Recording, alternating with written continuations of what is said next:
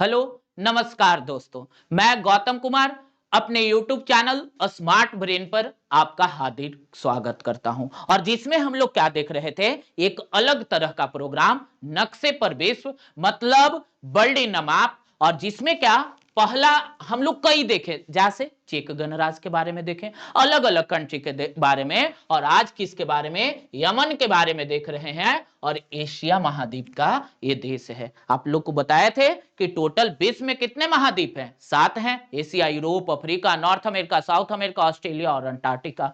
तो ये एशिया महाद्वीप का देश है और इसकी राजधानी कहाँ है? सना। और मुद्रा क्या है? रियाल। और राष्ट्रपति क्या है? रसद अल अलमीनी। और पड़ोसी देश ओमान और सऊदी अरबिया यमन का क्या है?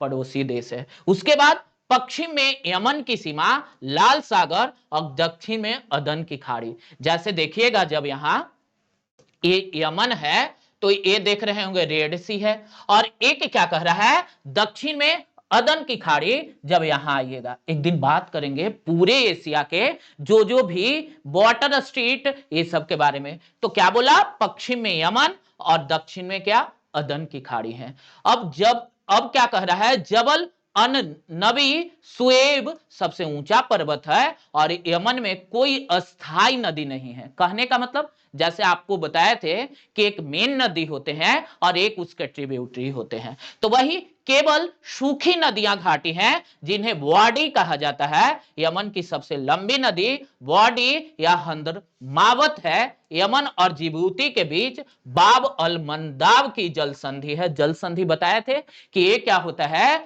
दो वाटर बॉडी, जैसे इंडिया के साउथ में देखिएगा तो यहां पे कौन है? बे ऑफ बंगाल और अरेबियन सी, और यहां इंडियन ओशियन। तो यहां क्या है?